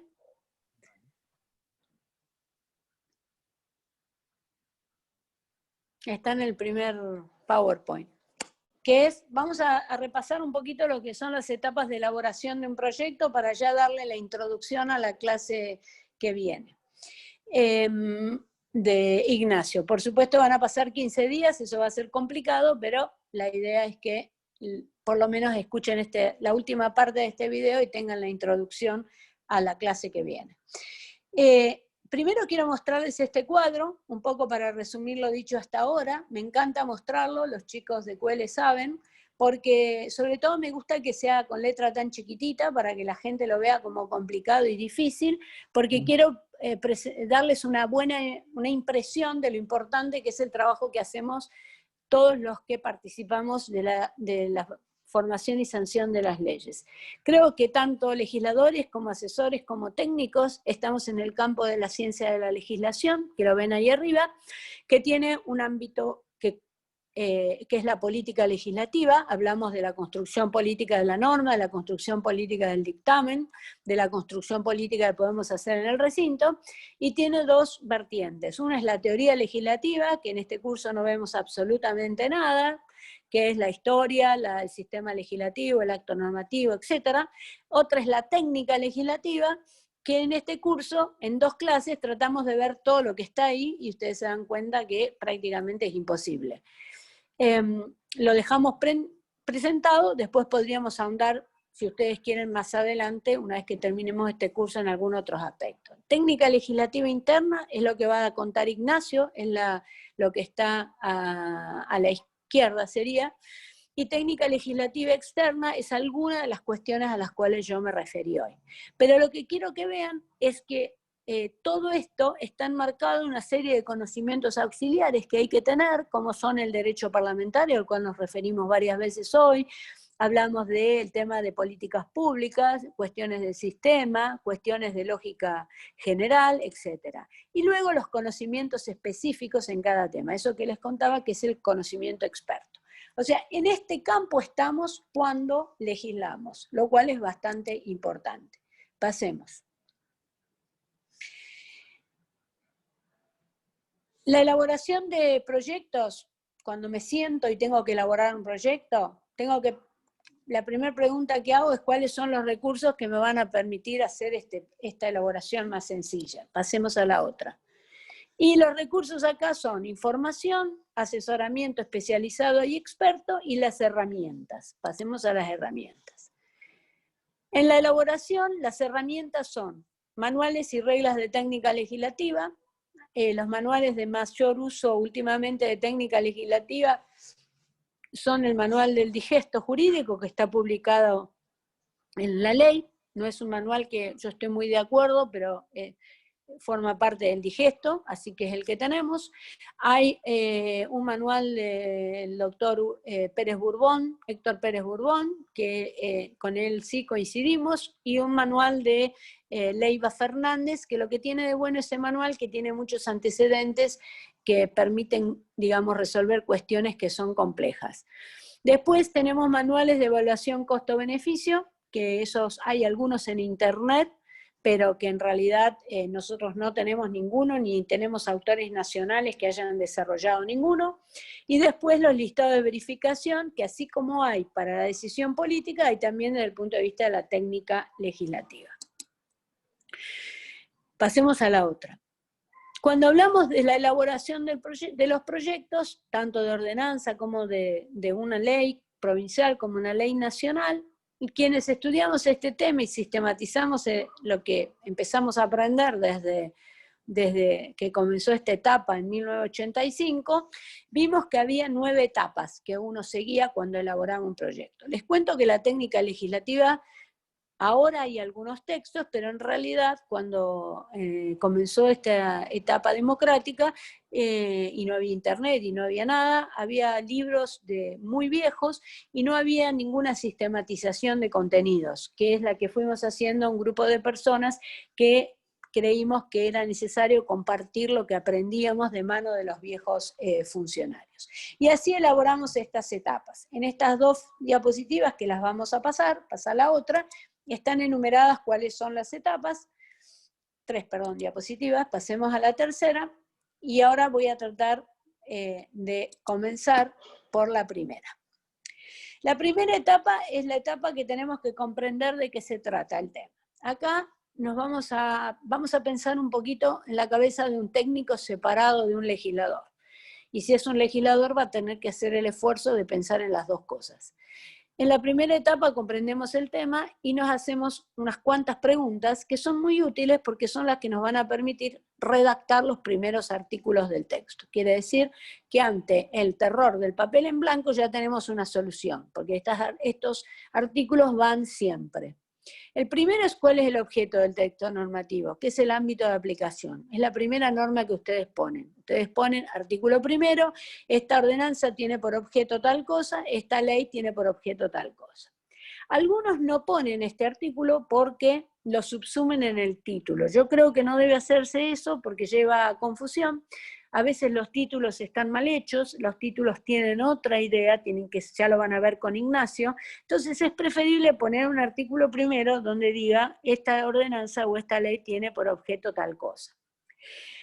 El segundo artículo tiene que ver con quiénes son los destinatarios del texto. Por supuesto que si este texto, esta ordenanza se va a aplicar dentro de todo el municipio, sin distinción de ningún grupo, ni por edad, ni por tipo de género, ni nada, entonces no tengo que poner este artículo. No tengo que poner en todas las ordenanzas que voy a hacer para el Consejo Deliberante de Rosario, esta ordenanza se va a aplicar en el Consejo a todos los ciudadanos de Rosario.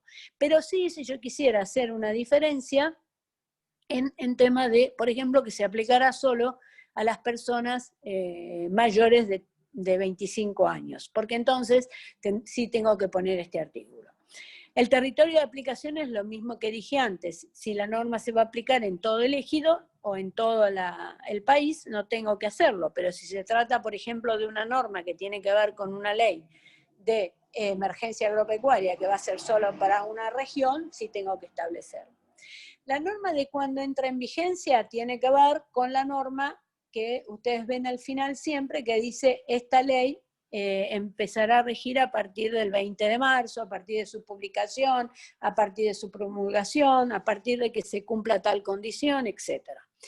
En realidad esta norma tendría que ir arriba, en estos primeros artículos, sino al final, pero la dejamos al final porque todo el mundo se ha acostumbrado a buscarla ahí. Y lo otro que tenemos que poner al principio y que tiene que ver con esta primera etapa de pensar en la elaboración son las excepciones que plantea la norma. Yo tengo que tener todos estos datos al principio porque no puedo obligar al destinatario final a tener que leerse un proyecto o una ley sancionada de no sé cuántos artículos porque los artículos están, digamos, la excepción de que no se le aplica a él está en el artículo 48 de 50 artículos. Por eso, primera etapa, tengo que entender bien de cuál se trata, ya he definido cuál es el objeto, tengo que ponerlo, cuáles son los destinatarios, cuál es el lugar donde se va a aplicar, cuándo entra en vigencia y cuáles son las excepciones en el caso de la norma. Pasemos a la segunda etapa.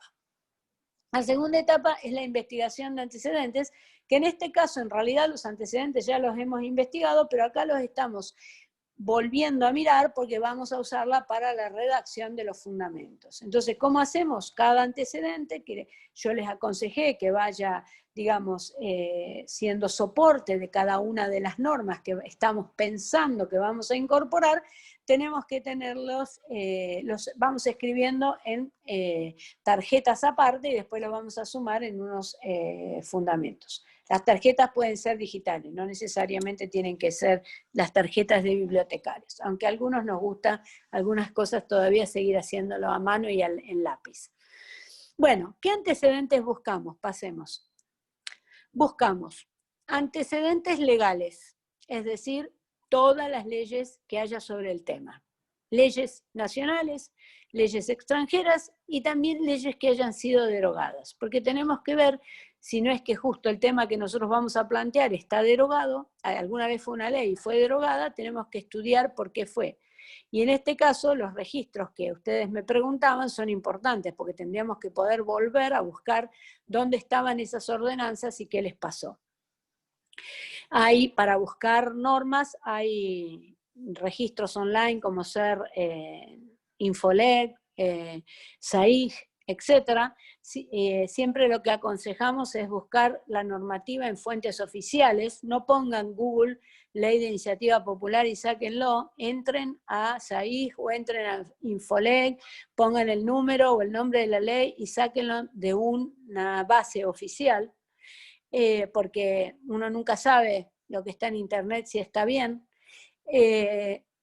También cuando busquen legislación comparada en idioma nacional, y si no, si es en idioma extranjero que tenga traducción oficial, traten de buscar legislación comparada de países que tienen sistemas jurídicos parecidos a los nuestros, o sea, de derecho escrito, porque siempre el derecho común es diferente, está rodeado, lo que es el common law, que usan los países ingleses, está rodeado de un montón de usos y costumbres que no los tenemos a mano y que por lo tanto pueden estar modificando eso que estamos leyendo.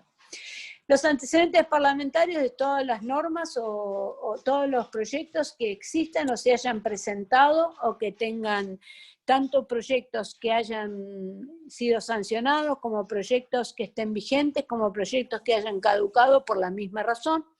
Y acá, sobre todo, porque hay que reconocer a los autores. No hay problema copiar un proyecto que alguna vez se presentó, siempre y cuando se dice de quién era, y de esa manera se deja salvada la autoría. En materia doctrinaria, buscamos todo lo que en este caso sí apoya nuestro proyecto, ya todo lo que hemos seleccionado en la primera etapa que estuvimos consultando. Y en materia de antecedentes judiciales son importantes, generalmente lo hacemos y lo hacemos poco. Eso no quiere decir que el antecedente judicial que interprete una norma de determinada forma nos obligue, porque como estamos en el ámbito parlamentario, en el ámbito de la creación, uno podría crear un proyecto que no estuviera relacionado con eso. Pasemos por favor a la otra. Lo que podemos buscar en este caso hacer un listado de verificación, construirlo para nosotros mismos, donde nos preguntamos todas estas cosas, respondemos a todas estas cosas y estamos satisfechos con que hemos buscado todas las fuentes. Fíjense que una de las preguntas es si he consignado las fuentes, y sobre todo ahora que utilizamos en Internet, hay que poner en qué lugar lo hemos obtenido y en qué fecha lo hemos consultado y cuál es el vínculo para consultar. Pasemos a la tercera etapa. La tercera etapa es esto que les contaba del análisis de impacto, que es lo que nosotros, una vez que tenemos ya todos los antecedentes y tenemos los primeros artículos y la idea de cómo vamos a ir volcando la decisión en distintos artículos nos importan. Y este análisis de impacto, les dije, nosotros no tenemos organismos que sean capaces o que nos lo permitan ni hagan por nosotros, entonces por lo menos mínimamente, pasemos a la otra diapositiva, podríamos mirar a ver de qué manera lo que estamos proyectando va a afectar a actores en particular o a la sociedad en general a través del cristal de cuestiones económicas, sociales, constitucionales, derechos humanos, institucionales. Sé que este trabajo es muy complicado, pero en realidad hay que hacerlo mínimamente para tener en cuenta si estamos teniendo una norma que va a ser viable, si los costos no van a ser demasiado excesivos, si es oportuno que lo hagamos en este momento en relación con el impacto que va a producir, si es conveniente justamente por la situación que estamos atravesando, y mínimamente es al menos una mirada rápida que nos deje algo tranquilo sobre esta cuestión. La próxima etapa, pasemos a la otra diapositiva, tiene que ver con el diseño de estructura, que lo van a ver con Ignacio, el esqueleto, el armazón, donde vamos a poder llenar cada uno de los espacios con normas, es decir, lo que es el articulado, lo que es los títulos y lo que es los capítulos. Luego vendrá, una vez que hicimos esa estructura, ese índice, que es como el índice del Código Civil, la redacción, vamos a meter adentro todo lo que venimos redactando. Y la sexta etapa, que es la más complicada de todas, la más importante de todas, es vamos a consultar lo que redactamos con otra persona. Y acá tiene que ser otra persona que no haya participado en lo más mínimo del trabajo, para que no tenga preconceptos y para que no sepa a qué nos estábamos refiriendo. Y acá el técnico que les comentaba, Rick Dickerson, siempre decía, porque falleció, siempre decía que si la persona a la cual le entregamos nuestro documento no lo entiende, entonces lo tenemos que hacer de nuevo. Porque no importa que nosotros lo entendamos, sino que lo que tiene que entender el destinatario final. Una vez que lo chequeamos con esta persona, este tercero, vamos a consultar al legislador para que él lo vea, él tomará decisión, si le gusta o no le gusta cómo está, pedirá que se haga de nuevo o no se haga de nuevo, eso dependerá. Y si ya nos da el ok, pasamos a la séptima etapa, Agustín, que es la próxima filmina, que es la revisión final, que consiste en que ya le damos el último formato, la presentación, chequeamos la estructura nuevamente, la redacción, etc., para luego presentarlo. Cuando lo presentamos, cumplimos con toda la normativa obligatoria y que nos da el órgano al cual pertenecemos. Y por último, una vez que lo presentamos, la novena etapa comienza con la presentación y finaliza con la sanción. Es decir, tenemos que seguir el proyecto a lo largo de todo el camino para poder, en ese caso, poder, digamos, manejar su destino y poder hacer que éste sea sancionado.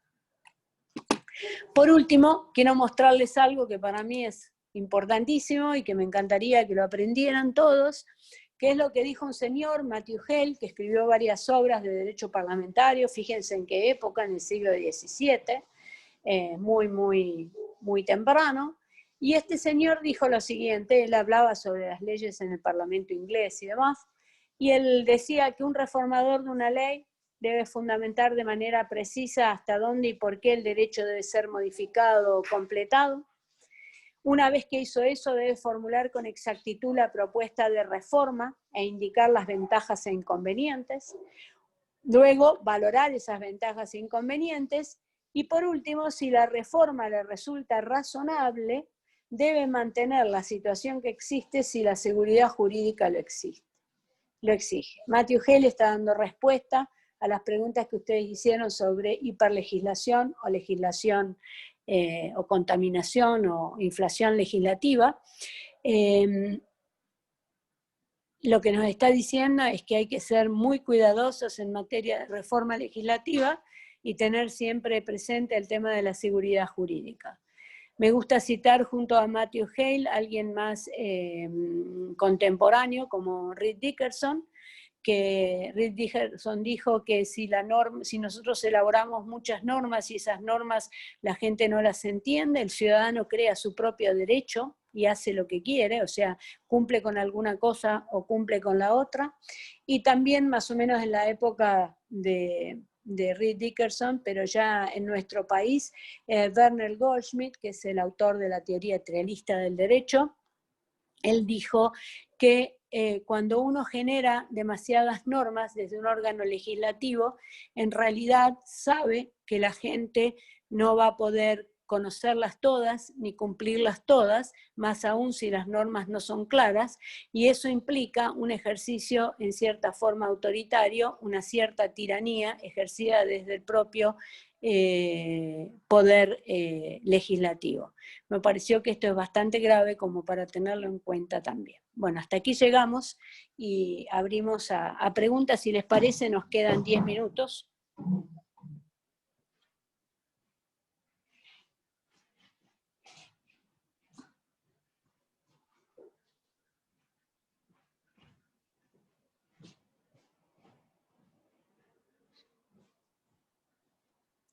Perdón, fui a buscar para conectar la computadora porque me estaba quedando sin datos. Dale, en algún comentario nos mencionan el manual de Pérez Borbón de técnica legislativa. Sí, es el que les comenté.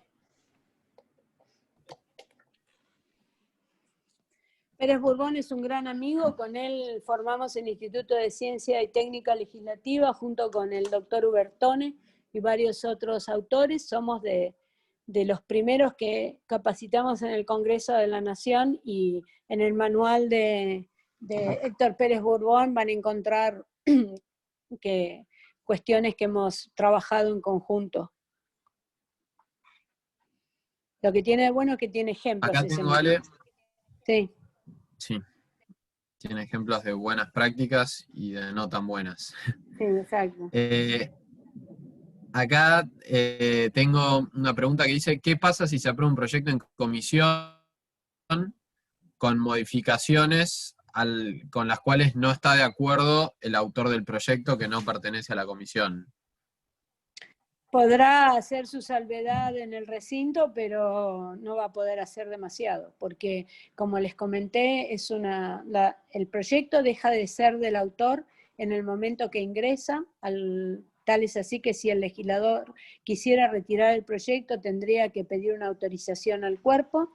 Es un principio también, esto que les contaba, de derecho parlamentario, por lo tanto, lo que puede hacer es acompañarlo, lo que puede hacer es actuar casi como un lobista de su propio proyecto, pero dependerá el resultado de la decisión del cuerpo, primero de la comisión y después del pleno. Una cosa que es importante tener en cuenta, y siempre lo dice Pérez Borbón, es que cada etapa en el trámite parlamentario destruye la etapa anterior, o sea que no es como la fabricación de un auto, que uno va sumando piezas y después tiene el auto, sino que por el contrario, un proyecto puede ser modificado absolutamente en una comisión y puede ser un dictamen de comisión sobre ese mismo proyecto modificado absolutamente en el recinto.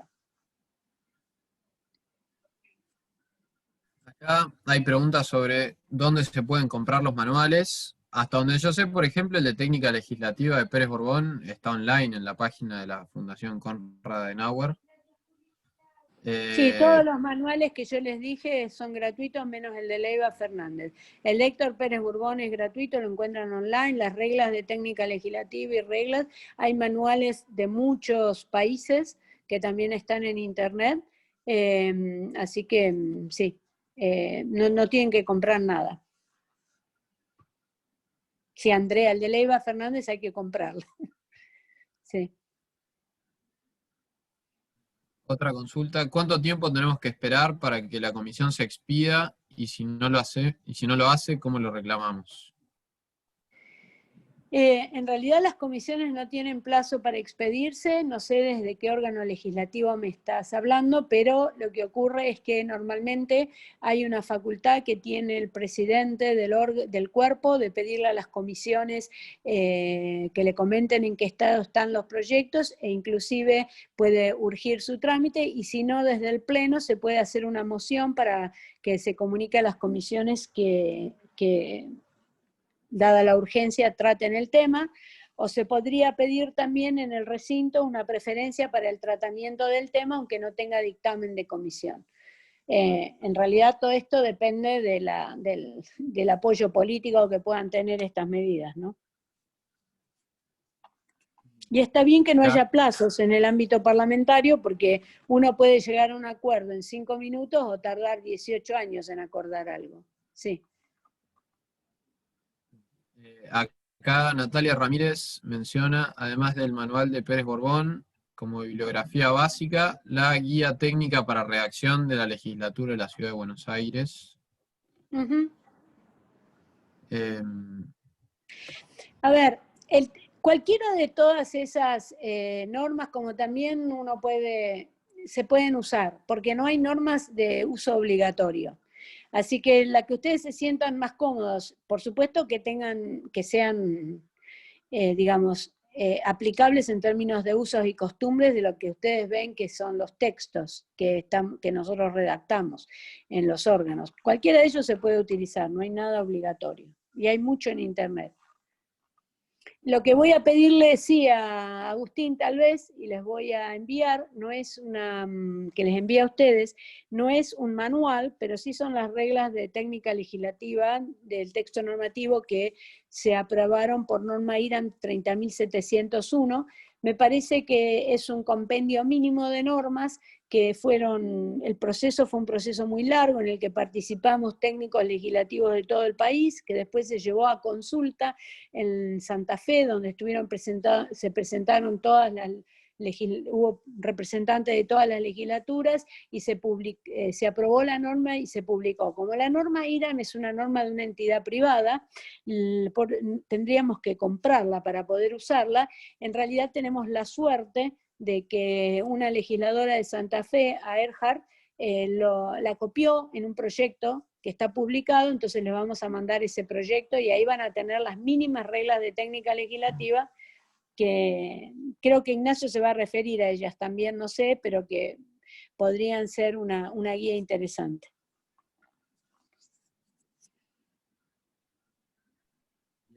Todo ese material va a estar subido a nuestra página. Acá acaban de pasar por el chat de vuelta el link para la asistencia de hoy, así como el link a el material de la charla y los datos de acceso para nuestra página. Tengo una última pregunta y si te parece con esto podemos ir cerrando, Ale. Bueno. Pregunta Pamela Loisi. Soy concejal de La Matanza, somos oposición y en relación a las comisiones tenemos problemas ya que no son convocadas para discutir los temas, solo piden la firma de los expedientes que el oficialismo quiere sacar. Desde nuestro lugar venimos manifestando esta mala práctica, pero ¿qué otra cosa se podría hacer? En realidad lo único que se puede hacer, primero que no es una mala práctica, sino que no corresponde que se haga. Porque está quitando toda la posibilidad de deliberar y negociar en las comisiones. A mí me parece que lo único que se puede hacer en esto, que siempre lo decimos para los consejos, es sacar el consejo a la calle, es decir, no sé, hacer todo tipo de acciones para mostrarle a la gente que uno no puede participar porque le están coartando la posibilidad de participar. O sea, estar presente en las redes, en todo lo que sea, inclusive hacerse presente, no sé cómo harán para la firma, hay que ser creativo para traer una resolución, pero si van llevando, no sé cómo pasa en el proyecto, si pasan una carpeta que pasan por las oficinas, no sé, hay que hacer alguna cosa que vaya mostrando eso, o pararse en una oficina y esperar para el proyecto y demás. Aparte y la otra cosa es pedir el proyecto para firmar en disidencia total, o sea, firmarle todos los proyectos en disidencia total. Bueno, me parece que ya estamos en hora y no hay más consultas. Con lo cual, volver a agradecerles a todos su presencia hoy y los esperamos dentro de 15 días para continuar con la clase de técnica legislativa, la parte de técnica legislativa interna. Que tengan muy buena Gracias a semana. todos. Muchas gracias a todos.